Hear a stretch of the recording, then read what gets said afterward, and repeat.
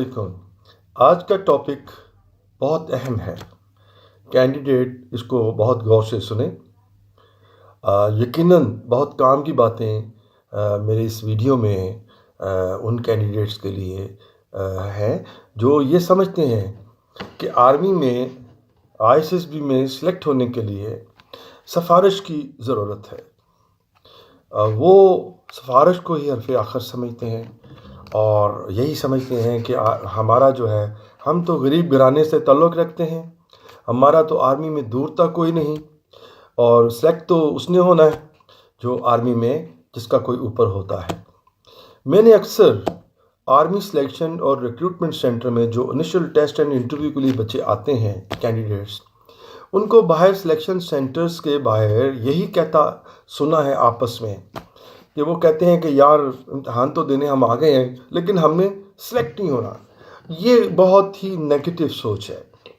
अब मुझे बताइए, जो कैंडिडेट बाहर सिलेक्शन सेंटर के बाहर खड़ा होके बाकी लड़कों के साथ ये बात शेयर कर रहा है, वो ना सिर्फ अपना नुकसान कर रहा है बल्कि नफसियाती तौर पर दूसरों के जहनों को भी वो ख़राब कर रहा है। ये कितनी बुरी बात है। अखलाकी तौर पे ये बहुत गिरावट वाली बात है। ये हमें ऐसा नहीं करना चाहिए। जो कैंडिडेट होते हैं उनको अपनी मेहनत पर, ऐसे कैंडिडेट्स को फिर अपनी मेहनत पर यकीन नहीं है। वो मेहनत करते ही नहीं, वो फ़कत एंजॉय करने के लिए वो इनिशियल टेस्ट एंड इंटरव्यू देने आते हैं। They are not serious in their work. अपनी लाइफ में वो सीरियस नहीं होते। जो कैंडिडेट सीरियस होते हैं वो, आप यकीन करें कि वो जब आते हैं सिलेक्शन सेंटर के अंदर, वो फोकस रखते हैं अपने जहन को, जिस्मानी तौर पे, नफसियाती तौर पे। उनका सिर्फ फोकस जो है वो टेस्ट एंड इंटरव्यू के ऊपर होता है, राइट। वो सिर्फ उसी का सोच रहे होते हैं। फजूलियात में वो बच्चे नहीं पढ़ते, राइट। वो तैयारी करते हैं, दिन रात मेहनत करते हैं, गाइडलाइन लेते हैं। गाइडलाइन लेना कोई बुरी बात नहीं है। जो पहले आर्मी में सेलेक्ट हो चुके होते हैं, आप उनको मिलकर आएँ, उनसे पूछें, तब तैयारी शुरू करें। और फिर जो रिक्वायरमेंट है आर्मी की कि आपको इस जैसा होना चाहिए, आप ख़ुद को उसके अंडर ढालिए।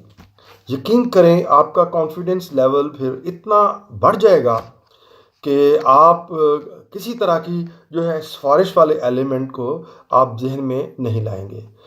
वो आपको बिल्कुल आप पर हावी नहीं होगा वो वाला फैक्टर कि क्योंकि मेरी सिफारिश नहीं है। अच्छा, फिर ऐसे कैंडिडेट्स ये भी सोचते हैं, यार तैयारी तो मैंने बहुत की हुई है, लेकिन ये जो लेकिन वाला है ना, लेकिन भाई सिफारिश नहीं चाहिए। सिफारिश चाहिए आपको अल्लाह पाक की, अपने माँ बाप की दुआओं से इंशाअल्लाह और अपनी मेहनत से।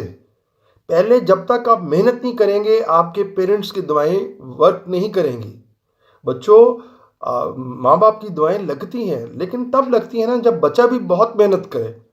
तो यकीनन फिर माँ बाप की भी दुआएं इंशाअल्लाह आपको लगेंगी, अल्लाह पाक कबूल करेंगे। लेकिन पहली शर्त है कि आपने मेहनत करनी है बहुत लगन से। Will to do something.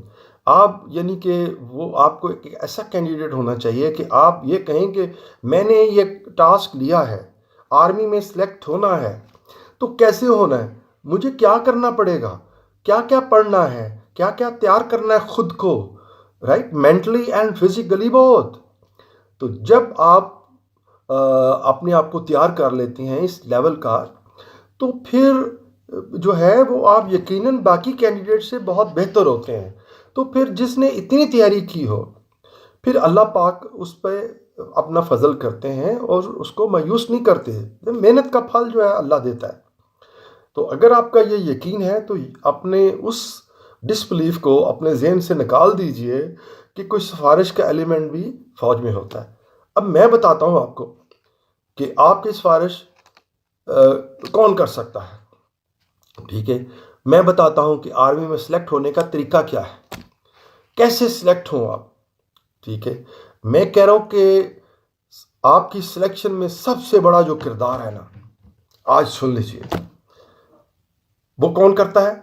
यकीन करें आपकी मेहनत, लगन, मसलसल hard work, will to do, will to get the desired goal. आप अपना एक एम सेट करें, एक गोल सेट करें, एक डेस्टिनेशन सेट करें। अब यकीनन जब आप डेस्टिनेशन सेट करते हैं तो मंजिल आपको सामने नज़र आ रही है, लेकिन वो मंजिल 10,000 किलोमीटर है भाई। तो उसके लिए प्लान करना पड़ेगा ना।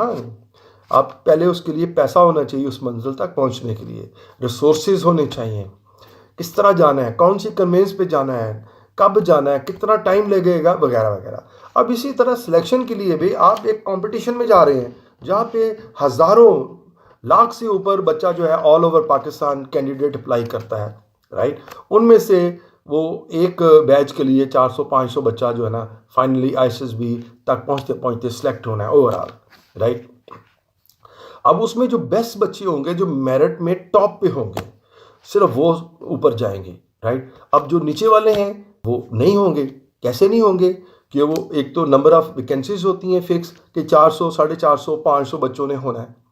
तो आप इतनी मेहनत कर छोड़ें कि इंशाल्लाह आप वो फिर मेरिट में आप देखेंगे कि आप ऊपर वाले लड़कों में से होंगे और आपको फाइनल सिलेक्शन का लेटर जो है जीएचक्यू से इंशाल्लाह रिसीव होगा, राइट। इस बात को मैं आगे बढ़ाता हुआ एक बात और करना चाहता हूँ which is very very important. यकीन करें कि ये मेरी ऑब्जर्वेशन है कि आर्मी में जो सिलेक्शन होती है वो प्योर मेरिट पे होती है। मैंने आर्मी के जो टॉप के जो रैंक्स हैं ना, आर्मी में जो सबसे बड़े रैंक के ऑफिसर्स होते हैं और serving, not retired, serving officer के बच्चों को आईएसएसबी से नॉट रिकमेंड मैंने होते खुद देखा है। हालांकि वो बहुत अच्छे कॉलेजेस में पढ़े हुए हैं, उनकी इंग्लिश बहुत स्ट्रांग होती है, वो बहुत स्मार्ट होते हैं, वो बहुत जो है वो they are good, they are very intelligent, और फिजिकली भी वो बहुत अच्छे होते हैं। लेकिन सम ऑफ द अदर वो जो क्राइटेरिया है देखिए ना आईएसएसबी का, वो उसके मेयार पे किसी ना किसी तरह वो पूरा नहीं उतरते। और एक नॉर्मल जो है सिपाही का बच्चा, एक सूबेदार साहब का बच्चा, राइट, या एक आम शहरी का बच्चा, एक आम स्कूल कॉलेज जो कॉलेज का लड़का है, एक गवर्नमेंट कॉलेज का बच्चा जो है, जो नॉर्मल 60%, 61% जिसने मार्क्स लिए होते हैं, आप विल यू बिलीव कि जिसका उस लड़के का दूर तक कोई ऑफिसर क्या सूबेदार या सिपाही भी फौज में नहीं होता, वो ही गेट सिलेक्टेड फ्रॉम आईएसएसबी, हो जाता है सिलेक्ट। ये मानिए प्लीज बच्चों, मानिए मेरी बात, मैं पूरी कन्विक्शन से बात कर रहा हूँ। और वो बच्चे जो पंजाब कॉलेजेस में पढ़े हैं, मिसाल के तौर पे, मैं नहीं कहता कि पंजाब कॉलेज वाले बच्चे दे आर एक्सीलेंट स्टूडेंट्स, ठीक है, वो होते हैं बहुत ज़्यादा, लेकिन मैं एक आपको कंपैरिजन जो है ना वो एक स्टडी मैं दे रहा हूँ क्योंकि मेरा बहुत एक्सपीरियंस है। मैं एक पूरी आईएसएसबी की एकेडमी जो मैं रन करता रहा हूँ, मेरे साथ 70-80 से ज़्यादा स्टूडेंट्स थे, राइट। मैंने 2 से 3 साल एकेडमी चलाई है और मैंने देखा है आम से आम बच्चा मेरा जो है वो आईएसएसबी क्लियर करके अल्हम्दुलिल्लाह वो पीएमए से पास आउट हो गए हैं। कुछ कैप्टन है, कुछ लेफ्टिनेंट है और कुछ बच्चे अभी they are undergoing training in PMA, right. लेकिन यकीन कीजिए कि बहुत 900, 950 नंबर नहीं बच्चे सिलेक्ट होते, नॉट रिकमेंडेड फ्रॉम आईएसएसबी। और एक नॉर्मल बच्चा जिसके मतलब 61%, 62%, राइट, वो सिलेक्ट हो जाता है। अब बताइए उसने तैयारी की है किस तरह, वो जो दिए हुए असूल हैं, जो आईएसएसबी आपको क्या चाहता है कि आप इस तरह का अपने अंदर जो है ना क्वालिटीज़ डाल के इंस्टिल करके वो चीज़ समझें कि आर्मी चाहती क्या है। आर्मी ज्वाइन करने के लिए 14 क्वालिटीज़ हैं जो आईएसबी वाले मांगते हैं, हर कैंडिडेट के अंदर वो होनी चाहिए। इनिशिएटिव है, विल पावर है, डिटर्मिनेशन है, एंड्योरेंस है, राइट। फिर आपका फेथ है, आपका मतलब you have to be active, you have to be brave, you have to be courageous. आपकी जो डिटर्मिनेशन है, विल पावर है, बहुत स्ट्रांग होना चाहिए। You have to be straightforward, कोई चीज़ हाइड ना करें। अब देखिए ये सारी चीज़ें हैं ये 14 क्वालिटीज़ क्या हैं? ये 14 क्वालिटीज़ जो हैं, ये एक कैंडिडेट को ऑफिसर्स बनने के लिए ये एक क्राइटेरिया है, जिसके अंदर ये 14 क्वालिटीज़ हैं। तो वो आर्मी कहती है कि yes, you are capable to become the army officer, and that too commission officer in the army. Army हो या एयरफोर्स हो या नेवी, स्टैंडर्ड वही है, 14 क्वालिटीज़ ही मांगेगा वो आपसे, और कोई मुश्किल नहीं है। कुछ इंसानी हैबिट्स होती हैं जो कि बुरी लगती हैं लोगों को, ठीक, और इवन कुछ बैड क्वालिटीज़ जो हैं वो खुद इंसान को भी वो समझता है कि यार मेरी ये खामियां हैं, लेकिन वो दूर नहीं करना चाहता। हालांकि आप बताइए खुद ही, अगर आपको अपनी बुराइयों को अगर आप दूर करना चाहें तो कर सकते हैं ना, आहिस्ता आहिस्ता। But specially when you are going for selection as a commissioned officer in the army, you have to at all cost you have to rectify those certain weaknesses from your personality. तो मैंने आपको जैसा कि बताया कि बड़े से बड़ा जो फौज में ऑफिसर होता है ना, मैंने उनके बच्चों को भी आर्मी में सिलेक्ट होते हुए नहीं देखा, और एक स्पाई का बच्चा या एक आम सिविल सिटीजन ऑफ पाकिस्तान जो है वो अल्हम्दुलिल्लाह सिलेक्ट होते हैं। हम सारे मोस्टली जो है ना वो सिविल से ही आते हैं, आम स्कूलों में पढ़े हैं, यहाँ टाट पे बैठ के बच्चे पढ़ते हैं जो, वो भी माशाल्लाह बहुत बड़े बड़े रैंक्स पे आर्मी में पहुंचे हैं। उन्होंने बहुत मेहनत की है। एक बहुत मेहनती बच्चा चाहिए, राइट। तो मेहनत करने वाले की हर जगह कदर होती है। आप मेहनत की ठान लें, यकीन कीजिए आप सबको पछाड़ जाएंगे। आपकी मेहनत जो है वो सबको पीछे छोड़ जाएगी। अगर आप सबसे मेहनती हैं ना, अगर वो 1 लाख बंदा है और आप उन सबसे ज़्यादा मेहनती हैं, आपने रातें लगाई हैं सही समझ पे, मेहनत की है, तैयारी की है, you are fully prepared to get into ISSB for के आपने प्रोड्यूस करना है, आपने उधर जाके उधर चुप नहीं रहना, उधर बोलना पड़ता है। You have to come out with your all जो आपकी गुड एंड बैड थिंग्स हैं। आपने फिर लड़के मोस्टली वो कहते हैं यार मैं अगर ये बोला तो एक्सपोज हो जाऊंगा, भाई फिर आप डरते रहेंगे, फिर आप झिझकते रहेंगे, तो कैसे अपने आप को आप शो करेंगे? ISSB में you have to present your case, you have to force the ISSB people. GTO साहब को आपने फोर्स करना है कि I am the right candidate, get me, मुझे सिलेक्ट कीजिए।